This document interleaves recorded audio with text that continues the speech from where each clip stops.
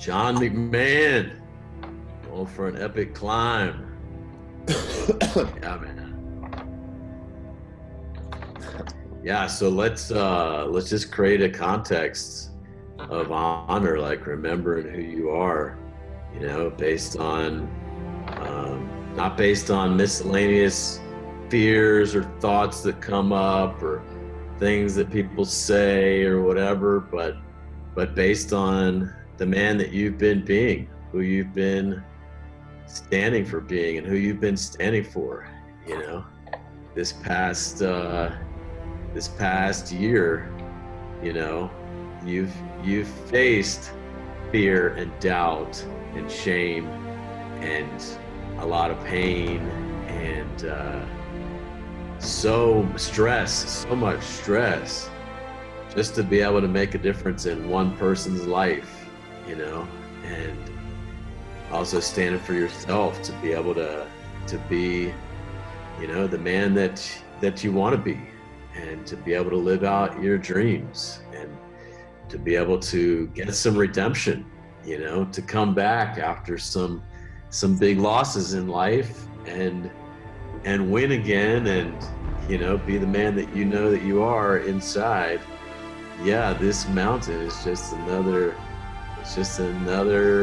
challenge that you've chosen to take on, to basically say, I'm not my fears, I'm not my doubts, I'm not my weaknesses, I'm not what anybody thinks, and I'm not, maybe not even what the doctors think. Like standing for being able to reverse not just your diabetes and obesity, but your neuropathy too.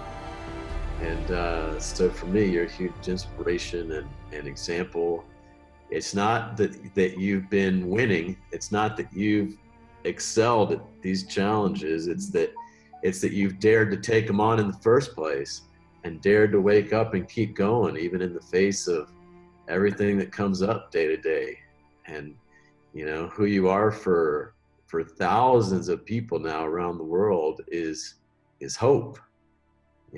They saw Jon McMahon beaten down and obese and really struggling, stressed in that docuseries, and who you are for them is hope that, hey, if Jon did it, maybe there's a chance for me. And so this climb up Mt Raniere, like it's really helpful to remember, who we are and presence, the honor in that. And you called me this morning to kind of walk through a process of just taking a stand. So when you're out there these next several days, and the doubts start creeping in, the pain starts creeping in, the thoughts that can have us turn back and give up, it's basically how to call upon the human spirit to rise up, when you need it. So that's why I called you. Of all the people in the world, that's to call. I couldn't find my spirit this morning. I felt I was feeling scared and weak after the mountain training yesterday. It was the first part of the hike in was at a really fast pace, and I thought I can't do it. And it was just with a half pack load, and I just had all of this doubt and fear, and I felt weak. I felt like the weakest person on the team. And I wanted to give up, and I knew that there could be wisdom in that. Nobody would say anything, it could actually be a good call. I knew that it could be fine, but I was torn halfway here to do it, halfway. I shouldn't do it. Jon, you shouldn't do it. It's not safe. You're not strong enough. You know, these were the voices that were playing in my head yesterday. And halfway up, just the morning climb, about 3/4 the way up, I had almost already made the decision to quit. To just put it off. Oh, I'll do it next year. I'll wait until I'm stronger and I've got more confidence. And I made it up there. And then I rested and I felt better. And we started doing all these mountaineering classes and training, and we're training on the snow and how to walk.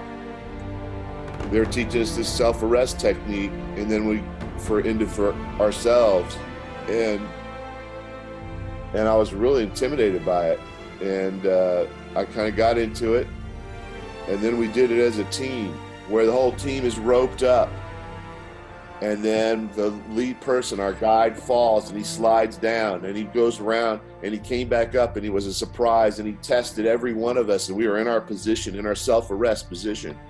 And then we did a team arrest. And this is where we're all tied off on the rope and someone falls, and the guy came and tested everyone and to give them an idea of how much weight it would take if someone fell, and see if they could hold their position. We're on the side of the snow, dug in our whole position. And he pulled everybody off their feet. And he came to me. I was the last one. I was the anchor for the team. And he pulled and he pulled and I didn't budge. And he said, I want Jon to be my anchor. I want Jon to be the anchor for my team. And that's when I felt so much strength. I said, internally, that's what I wanted. I wanted to stand for being the anchor. That's what this whole documentary series has been, that I could push through and just be the anchor. Be the anchor for people that are falling.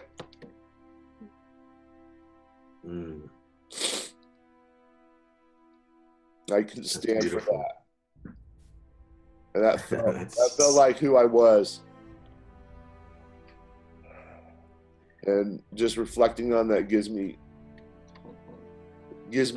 helps me remember who I am, and what I came here to do is to give people hope by being the anchor for the team, for the I Thrive team. Yeah, what are you feeling right now? I'm feeling my strength. I'm feeling in my strength. In spite of the numbness in my left foot, or the weak dorsal flexion, or the weak hamstring or glute, I feel a different kind of a power. And this morning I was lost, and that's why I called you, Michael, because I knew you could reconnect me with my spirit. And I honor your work for being your life's work, for being able to do that and bring people to that space, because I needed that before I go up this hill. Because I need to be the anchor for this team. Yeah, you said you're feeling strength, and for me, the word I would put to it is honor, which is pretty similar. Like, it gives strength, or you could even say the human spirit, and it's it's powerful, and it's the human spirit. I mean, we use that term to remark about people surviving Nazi concentration camps, to reclaiming their, getting up off the deathbed and reclaiming their health. And we remark about the indomitable power of the human spirit. And for me, that's what this is. And but even as you're out there climbing, right, it's several days, and you could have the doubts come back, you could have the fears come up, you could things could happen. And so as you think of the people out there who are facing neuropathy, diabetes, and obesity, just presencing them and what they're facing in their everyday life, and how difficult it is just for them to just keep taking one step forward. Just presence who they are in terms of what are they facing and feeling, what are they standing for, and then go into, and this is something you can just do by yourself, right? Say it verbally inside of your head, as if you're taking a stand. Who I am for these people is their anchor, is the one who's not going to let them fall, is one who's going to help them stop the fall and get back up and keep facing their mountain, right? Just to map it onto what you're already saying. So this could be like on day number 3, in the face of feeling tired, in the face of my feet hurting, and the face of, these voices going through my head. I should just give up. I should just give up. Who I am for my people right now and today is the one who's going to go out there and keep putting one step in front of the next and make it all the way to the summit, as proof that if I can do it, they can face their mountain too, and they can rise up, and they can do what seems impossible. So that's how you would just use that. You would just use that it's like a declaration. It's like a stand in that very moment that you're making. Does that make sense? It does. It does. Another way of taking a stand that's really powerful that you can do is actually get up on your feet, right? And stand on your 2 feet. It's often best if you're barefoot, feet upon the earth, but as much as you can just kind of feel grounded in the earth, and your knees are like you're in warrior stance, like if someone pushes you, right? Like an anchor, you're not going to move. And in that moment, you just get present to, what am I feeling, right? In this very moment. What is that for you right now, Jon? Maybe you're full of honor right now, but imagining what you might be feeling day 2 or day 3. I might be feeling the way I felt this morning. Name those feelings. Yeah, the way I was feeling this morning was weak, and I was afraid. I felt a lot of numbness from my butt down to my foot. On the outside of my foot and toes were really numb and hard to curl and feel. And I felt weak and afraid. Yeah, and so you can, it goes like this: in the face of feeling weak and afraid, when I narrate that, or when I tell myself that, and what were you telling yourself? I was telling myself that I'm not strong enough. So you want to really get this is not something to just say, not an exercise, but a stand that you're making in this very moment in time that demarcates who you were a moment ago from who you are right now. So in the face of feeling weak and afraid, when I narrate that I'm not strong enough, hand to the heart, I stand for being. In the face of feeling weak and afraid and not strong enough, like I'm not strong enough, I tell myself, Jon, you're not strong enough. Don't do it. In the face of that,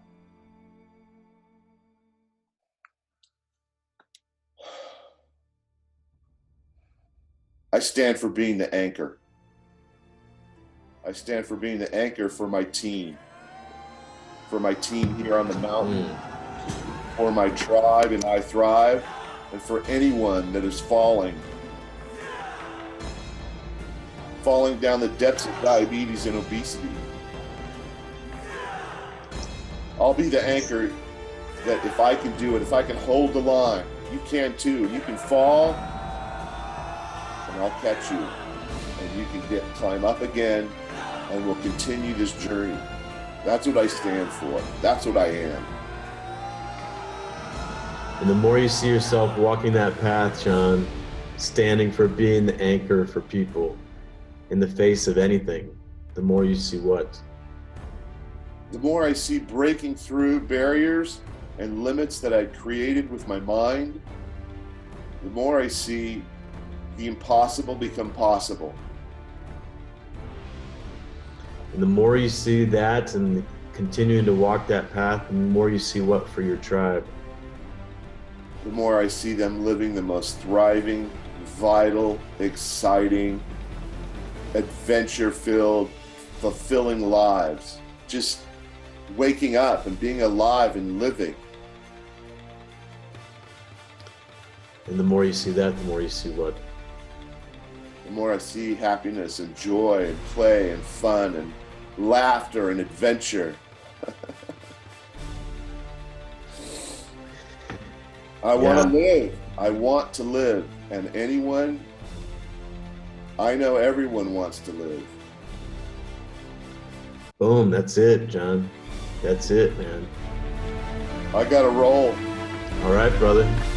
You got this, man. Thank you. You got this. That's exactly what I need. I was completely disconnected from my spirit. I was lost. It felt like I was drowning. We all see you. We're all voting your victory. And go out there and one foot in front of the other.